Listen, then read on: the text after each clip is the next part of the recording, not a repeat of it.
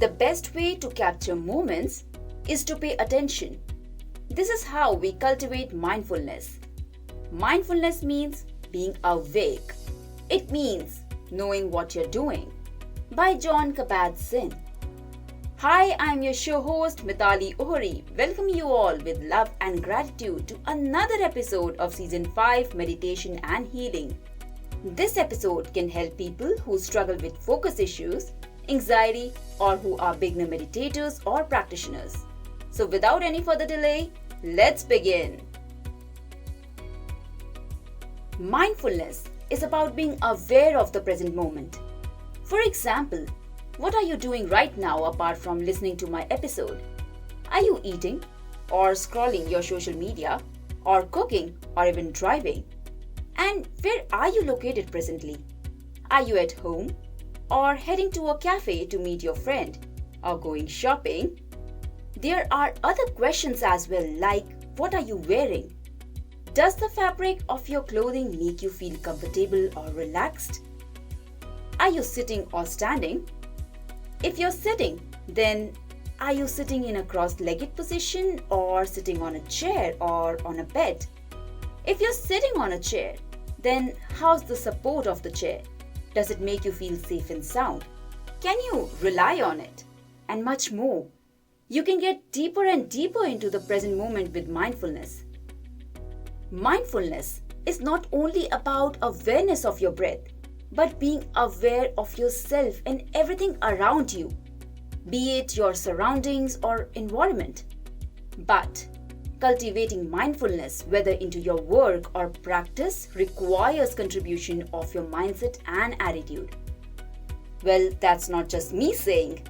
Jon Kabat-Zinn mentioned in his book, Full Catastrophe Living, about 7 attitudinal factors that are also considered as 7 pillars of mindfulness.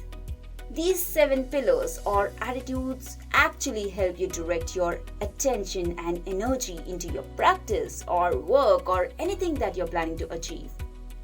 So let us go through it one by one. Number 1, non-judging. So people who are a beginner meditator or whose mind wanders like anything while practicing meditation usually get distracted by the train of thoughts. They either get caught up in their thoughts or the task that they are planning to do for the day, or maybe in some past events, or worries about the future or some work.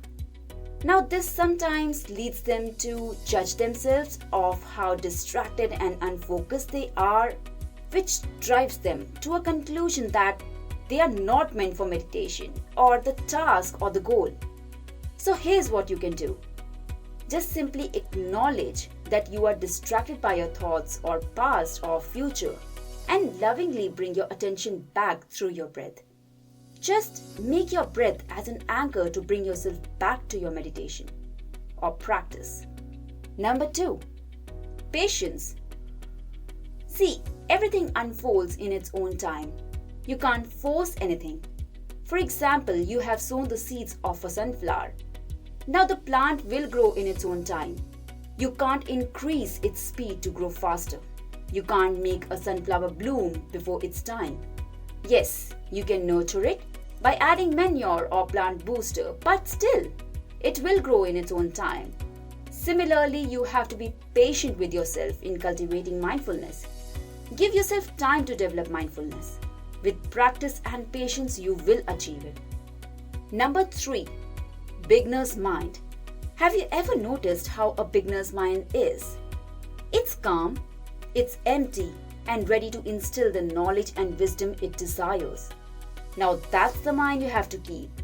Sometimes our old beliefs or experiences from the past or trauma stop you from experiencing the greatness and even hold you to see beyond yourself or the present moment. So don't hold on to anything. Just let it go. Just let it flow. Be open to experience. Keep an open mind. Number 4, trust. One of the key elements of meditation practice is trust. So whatever happened in the past or the mistakes that you made should not stop you to trust your practice and even yourself. It's okay to make mistakes. It's okay to fall on your face a number of times. It's okay to get rejected. Again, this should not make you stop trusting yourself. So just trust the process, trust your practice, and be open. Number 5. Non-striving. You don't need to set a goal to achieve mindfulness. All you need to do is set an intention and be willing to attain it. Mindfulness doesn't require you to do something. It's just about observing. It's about being aware of your present moment. Accept whatever is happening in that present moment and focus on your breath, on yourself, on your inner talks.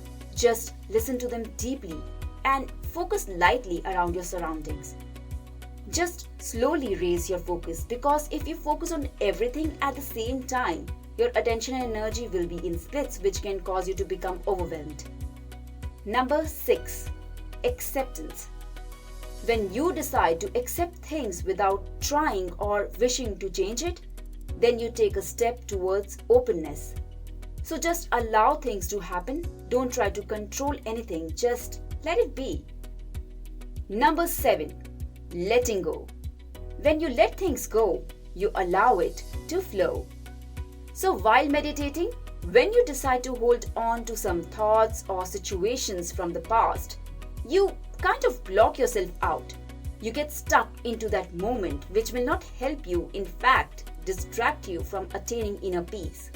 So don't judge. Do not hold on to it. Whenever you feel that you're focusing too much on your thoughts, just break the pattern by taking 2 or 3 deep breaths and say to yourself that I let it go. I allow it to pass. Here's a small exercise that you can do to practice mindfulness before you begin your meditation. This is more like a preparatory step for practicing meditation. Sit in a comfortable and a quiet space. Close your eyes. Take a slow and deep breath in. Now hold your breath for 2 seconds and exhale slowly and deeply out from your mouth. Do this for at least 2 minutes. If thoughts arise, then acknowledge them. See, I acknowledge my thoughts. I know you are here. And I now consciously decide to let you pass, to let you go. Then take a long, deep breath in, hold, and exhale slowly. Practice this exercise consistently because, as I always say, that consistency is the key to success. So we finally come to the end of this episode. Thank you for listening to me till the end. I hope you found this episode helpful, because that's what my life mission is. And of course, your feedback would be really appreciated. Please do not forget to subscribe to Self Talk Show. More episodes and more awareness is coming your way, so stay tuned and keep self-talking.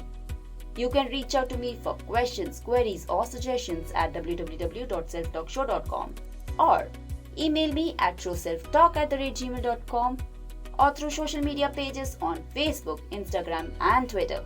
Thank you again and see you with another episode.